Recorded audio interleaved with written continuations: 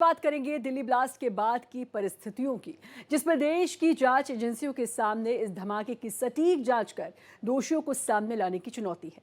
तो वहीं पूरे देश में ब्लास्ट के पीछे के दहशतगर्दों को जल्द से जल्द उनके अंजाम तक पहुंचाने की बेसब्री है, उनके प्रति भारी गुस्सा है। सवाल है इस दिशा में अब तक क्या क्या हुआ, क्योंकि पीएम मोदी ने सख्त लहजे में कह दिया है कि दहशत के सौदागरों का हिसाब होकर रहेगा। किसी के चिथड़े यहाँ इधर को आए गिर के।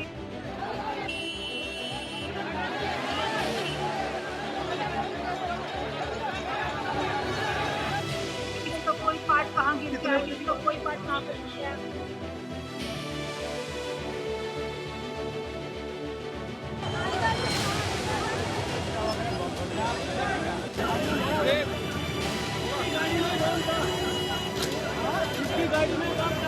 बम ब्लास्ट हुआ है।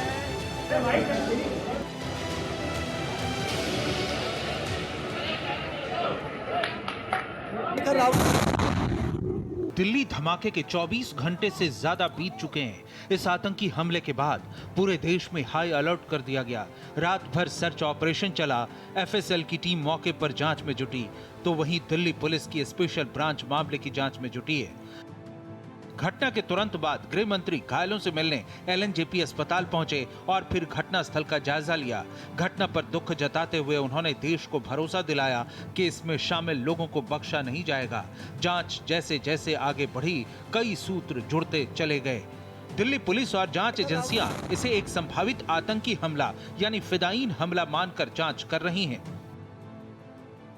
वैसे तो दिल्ली ब्लास्ट के कुछ ही देर बाद पीएम मोदी ने एक्स पर पोस्ट कर इस विस्फोट में जान गंवाने वालों के परिजनों के प्रति संवेदना व्यक्त की और घायलों के जल्द ठीक होने की कामना की। फिर इसके बाद पहले से प्रस्तावित भूटान यात्रा पर गए पीएम मोदी ने आतंकी हमले पर दुख जताया है। उन्होंने कहा कि इस ब्लास्ट से पूरा देश हिल गया है और साजिशकर्ताओं को बख्शा नहीं जाएगा। पीएम मोदी ने कहा कि दोषियों को कड़ी सजा मिलेगी और जांच एजेंसियां मामले की तह तक जाएंगी। पूरा देश पीड़ितों के साथ है। बहुत भारी मन से आया हूं। कल शाम दिल्ली में हुई भयावह घटना ने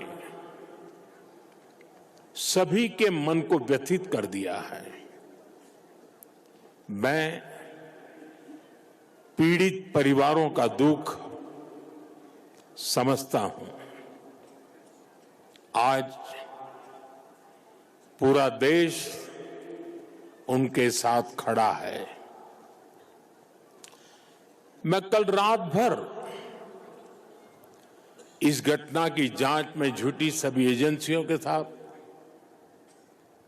सभी महत्वपूर्ण लोगों के साथ संपर्क में था, विचार विमर्श चलता था,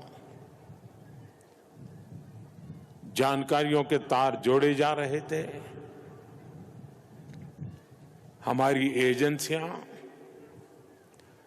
इस षड्यंत्र की तह तक जाएगी। इस ब्लास्ट के बाद दिल्ली में हाई अलर्ट जारी है। लाल किला 3 दिनों के लिए बंद कर दिया गया है और लाल किला मेट्रो स्टेशन भी सुरक्षा कारणों से अस्थायी रूप से बंद है। इस स्तब्धकारी घटना को लेकर कई हाई लेवल बैठकें हुई। केंद्रीय गृह मंत्री अमित शाह ने आज सुरक्षा एजेंसियों के साथ एक बड़ी बैठक की, जिसमें गृह सचिव, आईबी चीफ, दिल्ली पुलिस आयुक्त, एनआईए महानिदेशक शामिल रहे। जम्मू कश्मीर के डीजीपी भी डिजिटल माध्यम से इस बैठक में शामिल हुए। जांच के लिए अधिकारियों की टीम बनाई गई है। आईबी, एनआईए, एनएसजी, सीआरपीएफ और दिल्ली स्पेशल सेल के 500 अफसर जांच में जुटे हैं, जिसमें एसीपी, डीसीपी, स्पेशल सीपी समेत कई अधिकारी शामिल किए गए। सभी अधिकारियों को अलग अलग टास्क दिया गया और गृह मंत्रालय ने मामले की गंभीरता को देखते हुए जांच राष्ट्रीय जांच एजेंसी यानी एनआईए को सौंप दी है। गैर कानूनी गतिविधियां रोकथाम अधिनियम यूएपीए के तहत मामला दर्ज किया गया है। इस पूरे मामले की जांच गृह मंत्रालय ने आधिकारिक तौर पर अब एनआईए को सौंप दी है और यहां से एनआईए अब इस पूरे मामले को आगे बढ़ाएगी जांच के साथ और ये पता लगाने की कोशिश की जाएगी कि इस पूरे ब्लास्ट मामले में आखिरकार वो कौन से लोग हैं जिन्होंने इस बड़ी वारदात को अंजाम दिया है। इन सब के बीच दूसरा सवाल यह है कि क्या ये टेरर अटैक था और आतंकी संगठन के साथ तमाम लोग, कौन कौन से लोग वो शामिल थे जिन्होंने इस वारदात को अंजाम दिया है। ब्लास्ट के कुछ ही देर बाद घटनास्थल से टुकड़ों में मिले कार नंबर को जोड़कर इसके मालिक के बारे में पता कर लिया गया था। जांच में पता चला कि विस्फोट वाली कार i20 की ऑनरशिप लगातार बदली गई थी, यानी साजिश गहरी है। सीसीटीवी फुटेज और जांच से पता चला है कि फरीदाबाद के एक आतंकी मॉड्यूल का फरार सदस्य डॉक्टर मोहम्मद उमर इस घटना में शामिल हो सकता है। पुलिस ने कार के पिछले मालिक सहित कुछ लोगों को हिरासत में लिया और पूछताछ कर रही है, जिसमें पुलवामा से गिरफ्तार डॉक्टर सज्जाद अहमद माला भी शामिल है। सूत्रों के मुताबिक पुलिस को शुरुआती जांच से पता चला है कि विस्फोट में अमोनियम नाइट्रेट, फ्यूल और डेटोनेटर का इस्तेमाल किया गया था। अब पुलिस इस धमाके की जांच 3 एंगल से कर रही है। पहले एंगल के तहत ये पता लगाने की कोशिश की जा रही है कि संदिग्ध डॉक्टर उमर दोपहर 3:19 से शाम 6:22 के बीच क्या कर रहा था। खासकर क्या वह गाड़ी के पास रुका था, किसी से मिला था या i20 के संबंध में इलाके की टोह ली थी। क्या विस्फोट से पहले वो व्यस्त समय में आसपास की सड़कों पर भीड़ जमा होने का इंतजार कर रहा था। दूसरा एंगल फरीदाबाद की अल-फलाह यूनिवर्सिटी के डॉक्टरों के इर्द गिर्द घूमता है, जिनके नाम जांच के दौरान सामने आए हैं। पुलिस इस संदिग्ध नेटवर्क को खंगाल रही है। इसके स्लीपर सेल से जुड़े होने का अनुमान है। सवाल है, क्या उमर, मुजम्मिल या आदिल ने दिल्ली में रेकी की थी। तीसरा एंगल विस्फोट के नेचर से जुड़ा है। दिल्ली ब्लास्ट इसके पहले हुए विस्फोटों से अलग है। हादसे वाली जगह से कील, ब्लेड, छर्रे जैसा कोई टुकड़ा नहीं मिला। हैरानी की बात है कि विस्फोट से इतना बड़ा नुकसान कैसे हुआ। आसपास के वाहन चकनाचूर हो गए, जबकि इतने बड़े ब्लास्ट के बाद कोई गड्ढा या निशान नहीं बचा। दिल्ली ब्लास्ट के बाद एक्शन में आई सुरक्षा एजेंसियों ने कई होटलों में छापेमारी की। 4 संदिग्धों को हिरासत में लिया गया। ब्लास्ट के लिए जिम्मेदार i20 कार के ड्राइवर की पहचान हुई। उस ड्राइवर का नाम डॉक्टर उमर उन बनी बताया गया, जो पुलवामा का रहने वाला है। ब्लास्ट से कुछ देर पहले सीसीटीवी फुटेज में डॉक्टर उमर को i20 कार चलाते हुए भी देखा गया था। पुलिस के मुताबिक उमर हाल ही में गिरफ्तार किए गए जम्मू कश्मीर के 2 और डॉक्टरों के संपर्क में था। डॉक्टर मोहम्मद उमर नबी से जुड़े लोगों पर एक्शन लिया गया। उमर के डीएनए टेस्ट के लिए उसके 2 भाइयों को हिरासत में लिया गया। 12 फोन जब्त किए गए। कश्मीर और फरीदाबाद में कई ठिकानों पर छापेमारी की गई। जम्मू कश्मीर पुलिस एनआईए ने एक्शन लेते हुए पुलवामा से आतंकी उमर के दोस्त डॉक्टर सज्जाद को गिरफ्तार किया। 13 संदिग्धों से पूछताछ जारी है।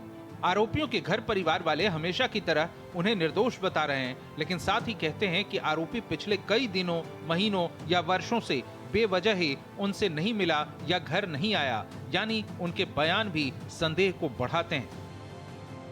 नहीं, वो पहले उन्होंने कहा कि उमर कहाँ, हमने बोला दिल्ली में है, उमर दिल्ली में है। फिर उनको लेके गए। लास्ट फ्राइडे को हमने बात की थी। लास्ट फ्राइडे, उसके बाद कोई बात नहीं हुई? उसके बाद कोई बात नहीं हुई। बस लास्ट फ्राइडे को हमने उमर के साथ बात की। करते थे ना, बच्चों के साथ बातें करते थे। बच्चों से बहुत प्यार था, जुड़ाव था, लगा था। उस वजह से वो ज्यादा बात। वो जब घर आता था ना, वो क्रिकेट में इन्वॉल्व रहता था। बहुत लगाव था, बहुत लत थी क्रिकेट की उसे, बहुत लत। हॉस्पिटल का रूल है, वो तो उन्हें वहीं पता होगा, या तो हमारे घर आता होगा तो मैं बोलती कि वो आया है। वो जब आया ही नहीं, मुझे पता ही नहीं, मैं जानती भी नहीं। मैं क्या कह सकती हूँ इसके हवाले से बस मैं यही कह सकती हूँ कि इस टाइप का वो इंसान था ही नहीं। हमें लगता ही नहीं था। हमें तो बस ये, हमने कितनी स्ट्रगल की उसे पढ़ाने में, यहाँ तक पहुँचाने में, पूरी मेहनत की, पूरी लगन के साथ उसे यहाँ तक पहुँचाया था, ताकि वो कुछ कमा सके और फिर हमें भी कुछ खिलाए पिलाए। दिल्ली में अंतिम आतंकी ब्लास्ट 2011 में दिल्ली हाई कोर्ट के पास हुआ था, जिसमें 15 लोगों की जान चली गई थी। इसके 14 साल बाद अब दिल्ली में हुए ब्लास्ट की प्रकृति अलग है। सुरक्षा एजेंसियों की जांच जारी है। इससे पहले धमाके की साजिशें रचने वाले कई आतंकी पुलिस के शिकंजे में हैं। उन तमाम सूत्रों को खंगाला जा रहा है जिनका ऐसे ब्लास्ट से दूर दूर तक का भी नाता जुड़े। Bureau report, Bharat express.